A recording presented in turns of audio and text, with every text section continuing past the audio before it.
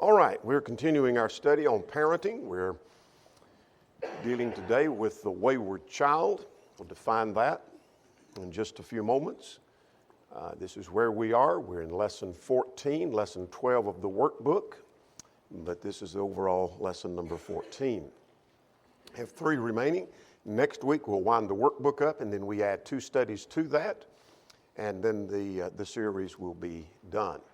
All right, we have a rule each time that we suggest that is a good rule that parents abide by, and this is rule number 19. Parents who enable their children contribute to their continuing in their sin. I'll read that again. Before we do, let's define enable. What does it mean to enable? Because sometimes the word enable, you want to enable your children, empower them to make it through school, to do well on the ball team, etc., even spiritually. That's not what we're talking about. We're using enable in this sense. The dictionary.com says it means to encourage or support the bad or dysfunctional behavior of someone. You enable drug users when you shield them from the consequences of their action. Now let's read the rule again. Parents who enable their children contribute to their continuing in sin. Do you agree with that? Yes. How so? How does that work? You know, as mature and control, you give them more freedom, what they deserve. They find their friends who they associate with are going to have an influence on them. Therefore,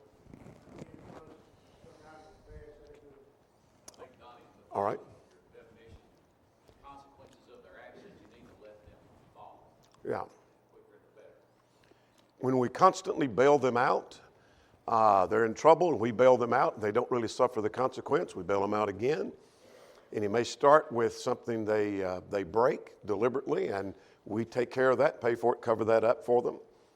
Then the next thing you know, they're doing other things that are a little more costly, a little more problematic. We bail them out.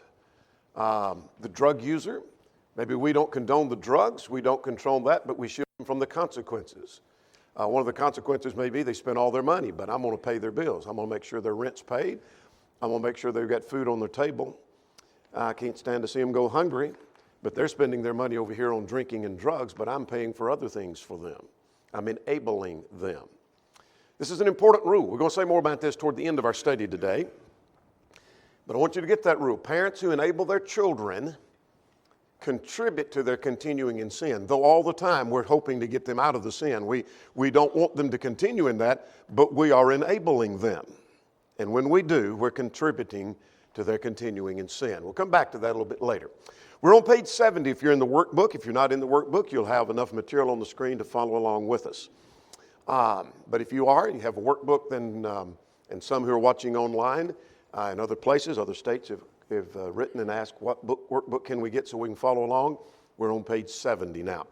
All right, on page 70 it talks about the wayward child. Our author makes this point, which is a good way to start, that there are few emotions, there's nothing like these emotions that you experience when you have a child.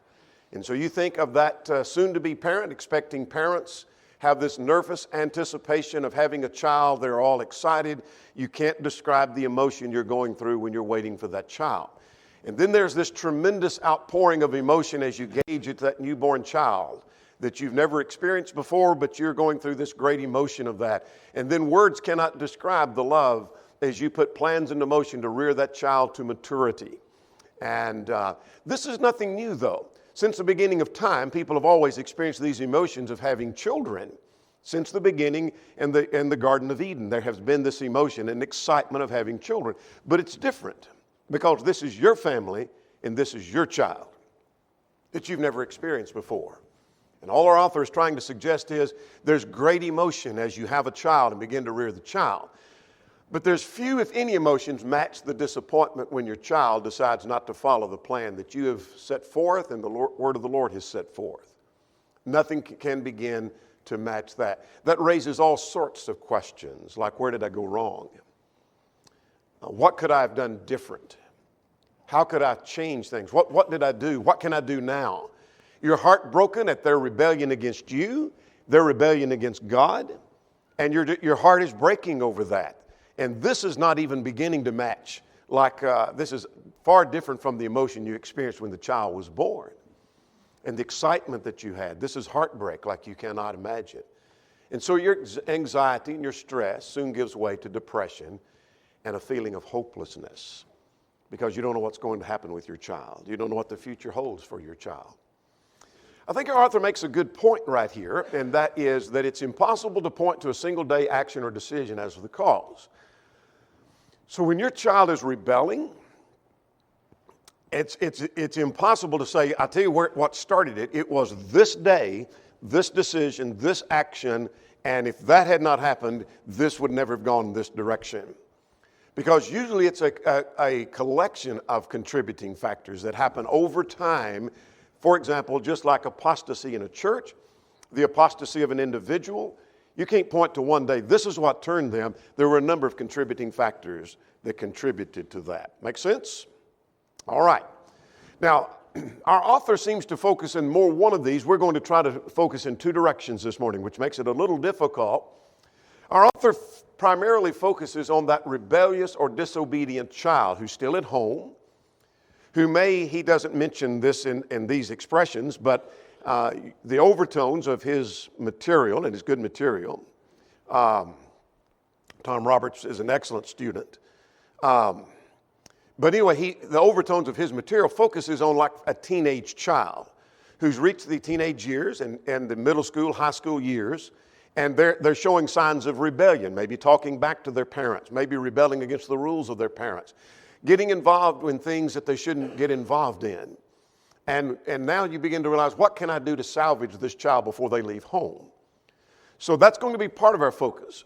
But we also want to focus on the Christian child that departs from the faith, may be still at home, or more likely have left home. They may be in college, they may be beyond those years, and here's the wayward child that's left home and has left the faith. And what do you do about that wayward child? What contributed to that? And so we've got a task before us trying to focus on both directions. I think both are important. We're going to look at 5 things. You only have 4 points in your book. We're going to add another, and I want us to get to that if we have to leave something out, because we're going to get to Luke 15, the wayward child that comes back home. There was a wayward child in Luke 15. He came back home, and the question is, what brought him back home? And there are a number of things that will help us. And we'll tie that back with our rule, number 19, we gave a few moments ago. So this point here, number 5, is added, not in your material. So let's start with parents and guilt. We're on page 71 now. 71, parents and guilt. Now, most parents of a wayward child, and we're using wayward in both senses here that we just mentioned a moment ago, most parents of a wayward child carry an immense load of guilt. The child begins to rebel in the teenage years, or the child, after they've left home, has departed from the faith, given up their faith, or their faith has become extremely weak. The parents of that child carry an immense load of guilt. In other words, they start blaming themselves. What did I do wrong? Where did I go wrong? How did this happen to my child? Now, in some cases, the guilt is deserved. Now, why do we say that? Well, sometimes there has been very little effort made to train the child. Not in all cases, but there are some cases where children are rebellious or they've gone astray in the faith. And maybe there has been very little effort to train the child. Maybe there's been few or little restrictions. Child is allowed to do pretty much what they want, when they want, go with who they want, watch what they want, be entertained by what they want. And now we're having troubles out of the child. It may be that we need to pay attention to this general rule that if you train a child in the way that he should go, when he's old, he'll not depart from it. We're looking at the general principle. We'll look at exceptions later. I'm not interested in the exception right now. I'm interested in the rule. The rule is if you train the child in the way that he should go, he's going to go that direction. That's the general rule. You say, how do you know that's the general rule? Because it's stated as a general rule. It's stated that way. Train a child in the way that he should go, and when he's old, he'll not depart from it. So that tells me that in some cases, the guilt is deserved. The parent feels guilty. What did I do wrong? Might be a number of things. We'll get to that. There may be a number of contributing factors, but sometimes, not all times, notice my word sometimes, in some cases, it's deserved. I have dealt with parents that are crying, they're just shedding tears. I don't know what to do about my child. And in some cases, I've known where they weren't teaching, they weren't taking them to church like they should, they weren't restricting them, there wasn't the discipline, and now they're crying, what do I do? Well, it's a little bit late. Make sense? A little bit late because of the laxity here. But let's make this point. It's not always the fault of the parent. Let me give you some evidence of that. Let's go back to Proverbs 22:6. Proverbs 22:6 is a proverb. Proverbs, by their nature, are general rules to which there may be exceptions. Make sense? That's a general rule. We could take a number of Proverbs, just cite about any one of them, and it's a general principle to which you could say, well, I know of an exception to that. Sure you do. These are general principles to which there may be exceptions. Now, I know there has to be an exception to that because Luke 15, we're going to come to that later. The prodigal son went astray, and yet he came back later. But what I want you to notice was, I know it was not the fault of his father. How do I know that? The text never says, but it was not the fault of his father. But I know that. And you do too. How do you know it? Finish my sentence. Because in this parable, the father represents God. Make sense? So if it is saying it was the father's fault he went astray and wasted his substance in riotous living, then it's saying when men go astray, it is God's fault. I don't believe that, do you? I'm not going to blame God when I go astray. It's not God's fault. So sometimes the prodigal leaves home. All right, let's add something else. Man is a free moral agent. What does that mean? He can decide what he wants to do. Man can make choices. He can choose to obey God. He can choose to disobey God. He's going to suffer consequences or be rewarded. How does Romans 6 come to play with that? How does it prove that point? The question was, shall we continue in sin that grace may abound? And his answer was, certainly not. Don't do that. So you have a choice in the matter. Later on in the context, you have yielded yourselves as servants to sin. Now render yourselves as servants unto righteousness. You can make the choice. So can your children make that choice. So as they grow up, come to adulthood, they are free moral agents. They can choose to do right or they can choose to do wrong. So it's not always the parent's fault. Sometimes it is. And so we got to strike a balance there. Now, here's the problem with those 2 points. Sometimes parents feel guilty maybe when they should not, because they're looking at this principle. I'll tell you what, it's usually the parent's fault. That's the general rule. But on the other hand, someone who's really guilty and they are at fault, they feel scot-free because there are exceptions, and I'm an exception just like everybody else. Make sense? We got to balance the rules. All right, let's go further. So that's dealing with the parents in guilt, whether this child is still at home and they're rebelling and getting involved in things and running with friends, and I don't know what's happening here. The parents bear some guilt over that. Justified or not, they'll feel guilty. Same thing is true when they go astray. Now let's talk about page 71. Second point is when parents are to blame. What do we know about that? There are a number of ways that blame comes back on the parents. There are just a number of ways that blame comes back upon the parents. And how so? Well, sometimes parents become Christians late in life. We've all seen that. Here's a couple, they've already got their kids on up in their teenage years, or maybe the middle school years, and they haven't taken them to church at all, and they learn the gospel, and they're getting late started. And so they're just learning the gospel. They can't help now that they do anything about the fact of their history, but they become Christians late in life. Make sense? In 1 Peter 3, the husband, is, if he obeys the gospel, 1 Peter 3, 1 through 3, if he obeys the gospel, it was after they've been married. And so he's a little late to the game. Whether they have children or not, that text did not imply. Sometimes parents do not accept responsibility of parenting. What do we mean by that?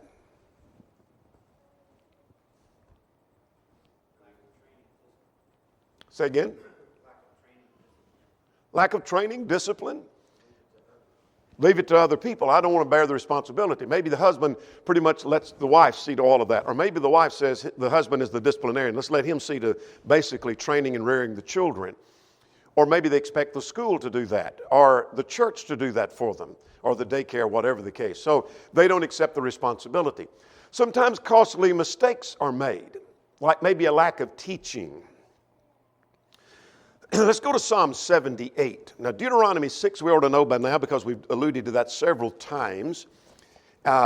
Deuteronomy 6 talks about this principle of teach them diligently to your children, and when you walk by the way, when you lie down, when you rise up, etc. But Psalm 178, I've mentioned several times, and I do not apologize for mentioning it again. Maybe if you didn't catch it before, you'll catch it this time. I think this is the answer as to why in Judges 2 that there arose a generation after Joshua that did not know God. Could that be your child? Could that be the generation after you that rises up and they don't know God? Well, here's the answer to that. The question over in Judges is why that we raise when we're there. Why? How'd that happen? Well, Psalm 78, beginning at verse 5, we don't have time to develop the whole section, but I want you to notice God gave a testimony, God gave commandments that they should make them at the end of verse 5, make them known to their children, that the generation to come might know them, the children who would be born. Verse 7, and they not forget the works of God. In other words, the duty was this generation teaches the next generation, who then will teach the next generation, who teaches the next generation. So God's depending on you to teach your children. So sometimes costly mistakes are made in the sense that there's a lack of teaching. Or we take them to church, but we didn't take them to Bible class. Or we took them to church and Bible class, but we're not doing any teaching at home. If you're taking them to services but not to Bible class, they're not getting enough. If you're taking them to Bible class and to services and you're not teaching at home, they're not getting enough. They'll never learn it all. They won't get it. You got to be teaching. All right, here's another costly mistake. A lack of discipline, where we're not correcting the problem. I'm not going to spend any time there because we've already dealt with that in a previous study. A lack of influence. Godly influence, maybe the influence of the parents is not upon the child because they're running with their friends all of the time. Maybe they allow them to spend more time with ungodly people. Lack of consistency, too much worldliness surrounding us. I cite Psalm 106. You remember Psalm 106? They were to separate themselves from the people. This is a historical psalm, by the way. They were supposed to separate themselves from the people of the land, but they mingled with the Gentiles. Remember that context? And they learned their ways. And then they started practicing their ways, even to the point of sacrificing their own children. Why did they do that? Because they mingled with the Gentiles. If you're not familiar with that phrase, turn over to Psalm 136, beginning at verse 34. Underline that, mingled with the Gentiles. Mingled with the Gentiles. Are your children mingling with the Gentiles? All right, let's go further. Maybe too much materialism. Life does not consist of the abundance of the things we possess, Luke chapter 12. Maybe absent parents we've already talked about, or maybe there's friction in the home and fighting in the home. My point here is, and our author's point is, there are a number of ways that parents may contribute to the downfall. All right? So we're sort of blame. This could be part of the problem. Now, here's the sad part. And that is you can't turn back the clock. What does that mean? Yeah, you can't go back and undo what's already been done or the lack of doing. You can't hit rewind and reset and start over. I love it with electronics. Sometimes electronics are frustrating, but when things go a file on a computer, you can just reboot and start over. I've had some electronic problems on a number of things this past week, and I like that reset button. You hit reset, and it reboots, and you start all over fresh. You may have to reset your settings, but we're all new. And wouldn't it be wonderful if your child was 16 years old in rebellion, you could hit reset and we start all over. You can't do that. You can't do that. And I wished I could sit here and tell you I've got a reset button and there's still hope. It's not there. So what do we conclude from that? That's not told to be a downer. That ought to be something that we learn from. What do you learn from that since we can't start over?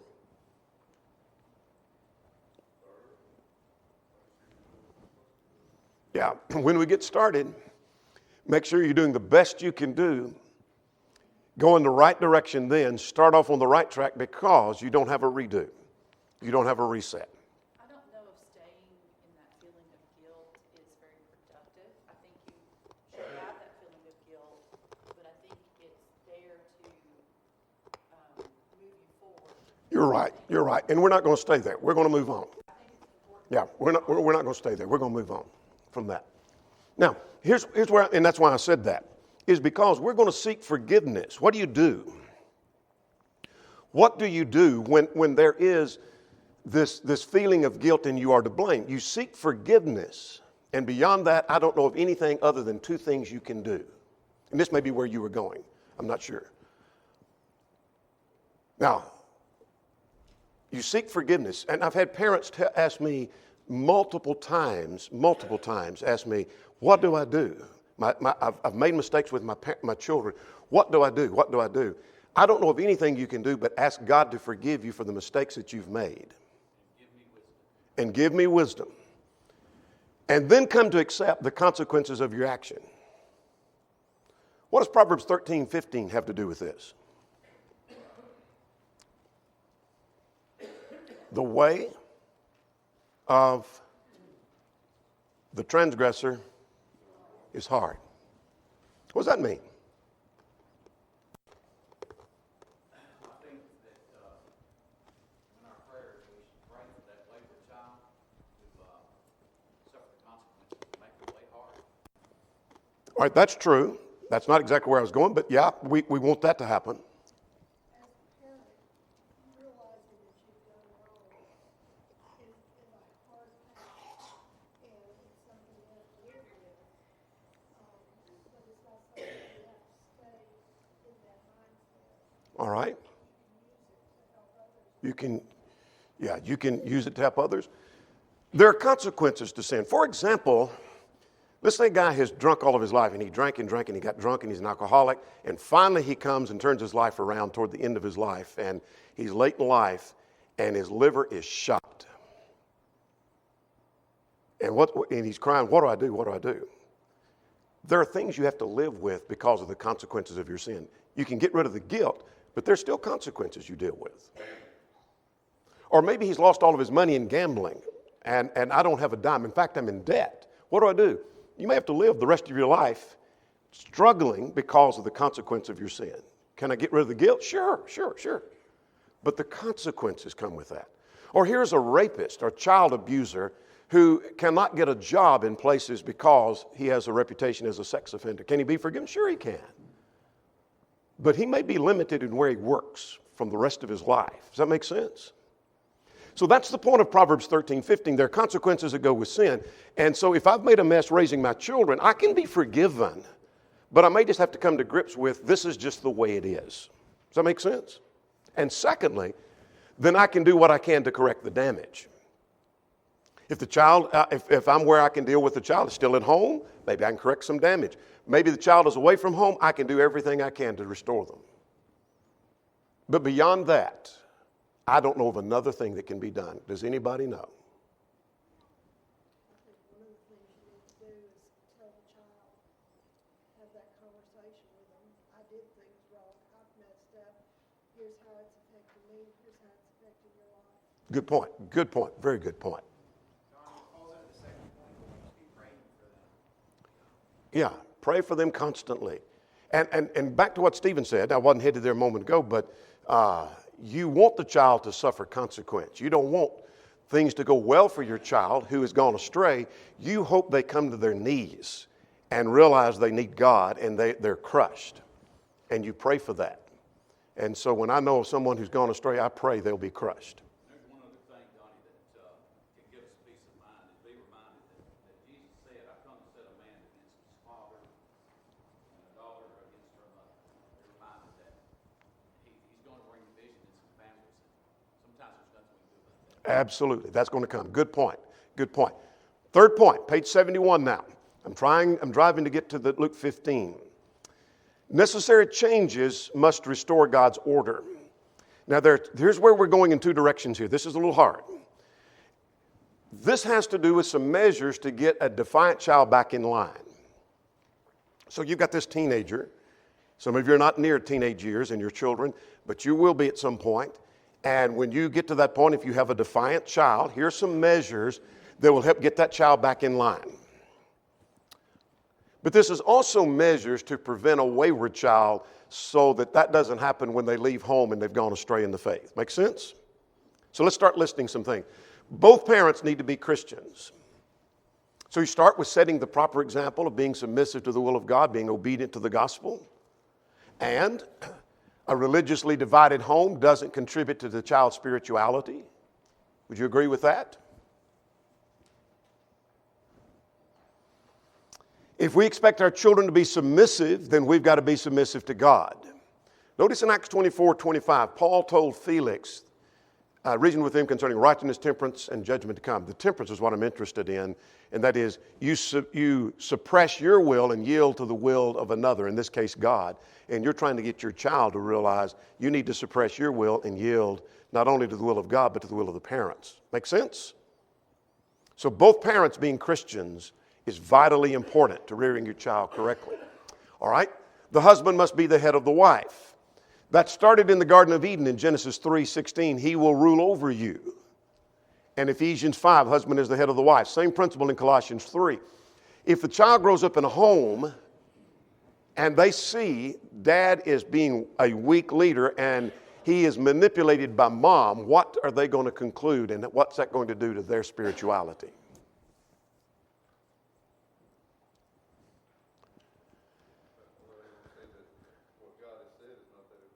What God said is not important. What dad says is not important. Mom doesn't listen to him. I don't have to listen to him. And if she doesn't have to listen to dad, why should I listen to her? Is that making sense? Maybe that's part of the defiance of this child. Maybe that's part of the rebellion of that older child. All right, here's a third principle. Harmony and peace in the home. Any passage that deals with love. Husbands, love your wives, Ephesians 5. Wives, see that you reverence your husband, Ephesians 5:33. Older women teach the younger women to love their husbands. Any passage on love suggests there needs to be harmony and peace. Would you agree? All right. The golden rule goes along with. How does the golden rule relate to this peace and harmony?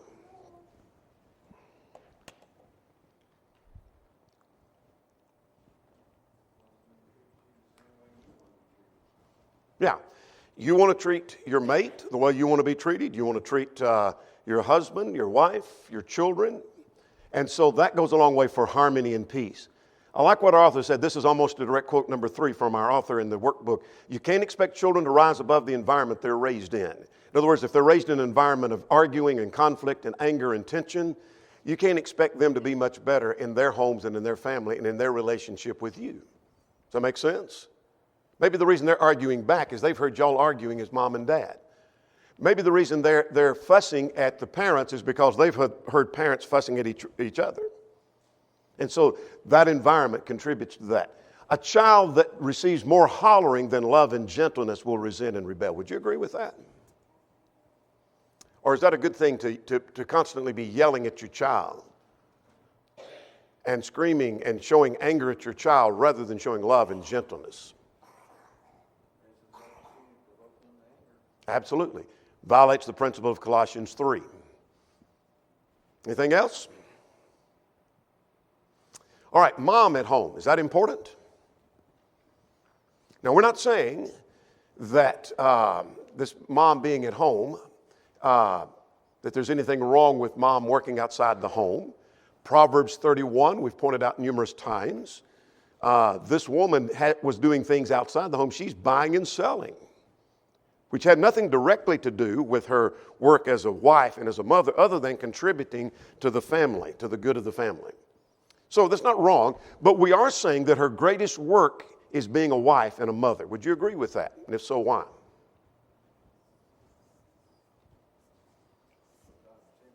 That's what God intended. She was to be a keeper at home. She was to guide the house, Ephesians 5. Keeper at home, Titus 2. Nobody has the connection that a mother has, and that's set up biologically. That they've done all sorts of studies about that. There is a chemical connection between a mother and a child that cannot be substituted. Absolutely. And so they're the best protector of their child. They're the best to understand their child's needs. There's not really a substitute for that. Good point. Even another mother is not a substitute for this child's mother. Good point. We do the best we can, if a mother passes away or other circumstances, but this is the best way. This is it. Absolutely. So mom being at home brings stability. There have been a number of homes where the child is beginning to show they're out of control, and mom coming back home brings stability to that home. Does that make sense? Mom coming back home brings stability. Now, recognize there are some situations where mom has to work. She's got to make some income for them to make ends meet. But that's something to think about when we're trying to get a child under control. Parents need to be in control. Ephesians chapter 6, Colossians 3, where children are to obey their parents, tells me the child is to be controlled by the parents. So any passage on discipline found in the Proverbs, like Proverbs 22:6, 22:15, 13:24, any of those passages we've thoroughly noticed say parents are to be in control. So what does that mean, they're to be in control?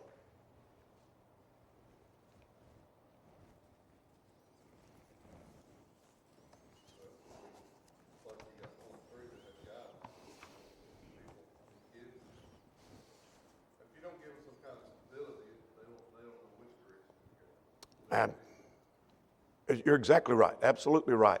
Establish some guidelines for curfews, for behavior, for chores, for who their friends can or cannot be. There needs to be some control of that. Now, before we get to this, I might add, which we could put as another point under parents being in control there and in that context, before we get to the next point. And that is that parents need to be aware and be constantly awake that Satan is out to take your child. Now, if you thought there was a neighbor that was out to steal your child and kidnap your child, you would not take your eye off of that neighbor. You would constantly watch every move and every tactic he has because he's trying to steal your child. Well, closer than your neighbor, Satan is out to destroy your child. Satan is wanting to destroy your child through the television, through the movies, through the internet, through any means, through their friends, even through church members. Satan will work. 2 Corinthians 2:11. He's going to work through every means. So keep your eye on the tactics of the devil. Now let's talk about when your best efforts fail. I'm going to just quickly mention this because I want to get to that last point. We're on page 73. That your best efforts may not always work. You tried to get this child under control and it still didn't work.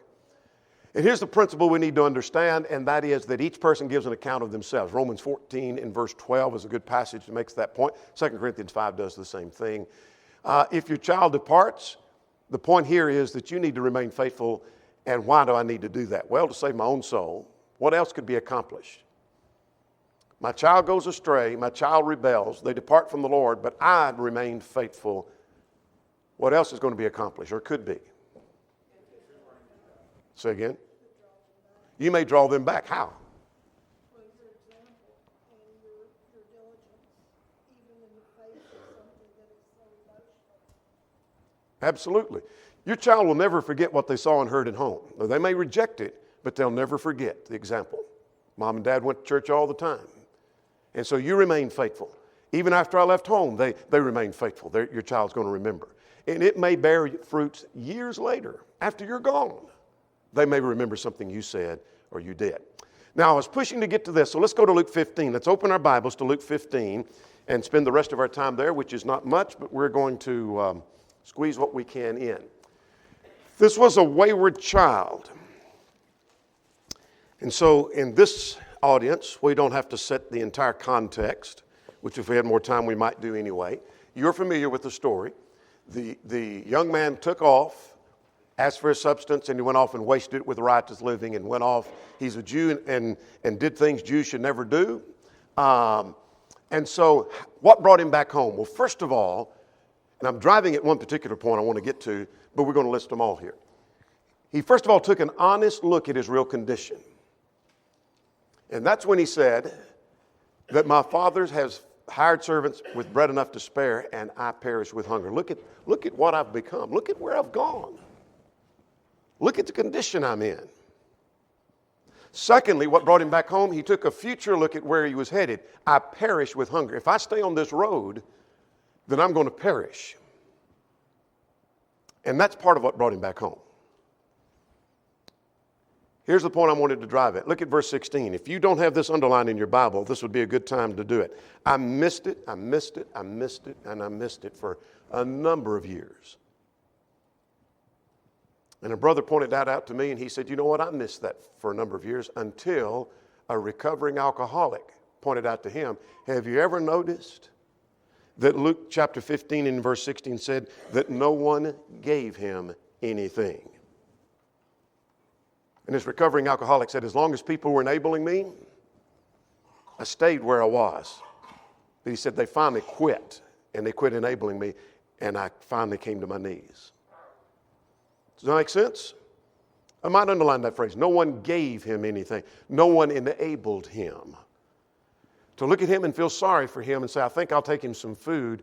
I know he's left home, and I know he did wrong, but I can't hardly stand to see him eat the hog's food. You would have enabled him and helped him stay away from home. And we as parents enable our children. We are the ones who may have the greatest influence on those children. And when we enable them by our actions, our continued actions that may be keeping them in their sin. We may be the very cause, not only for them going into sin, but staying there. That's harsh. But I believe that to be the truth with all my heart. Does that make sense? One more time. Look at verse 16. If you didn't do it, you might underline. What does it say? No one gave him anything. Verse 17 says he came to himself. He came to his senses. It's a statement of repentance. He began to realize, here's where I am, here's where I'm headed. And where he was going for a while was not the real self. He came to himself. There's a whole bunch of information in that phrase. And then here's another point. He knew his father would receive him. He said, I'm going to rise and go to my father, and I'm going to tell him, I've sinned against heaven in your sight. And there was no wavering, like I'm wondering if he'll receive me. And I know his father wanted to welcome him because when he was a great way off, he ran to him. That is, the father ran to the son. He'd been watching for him. And so if I let my child know, you come back and I'll embrace you, and et cetera, that may make a difference. Does that make sense? They need to know how they're going to be welcomed when they come home. And then finally, he willingly admitted his sin. Child is never coming back. They're never returning until they come to recognize, I have sinned. He did. He said, I have sinned before heaven and in your sight. That's what he planned to say. That's what he did say. Make sense? The wayward child did come home. Here's what brought him back home. Any questions, comments?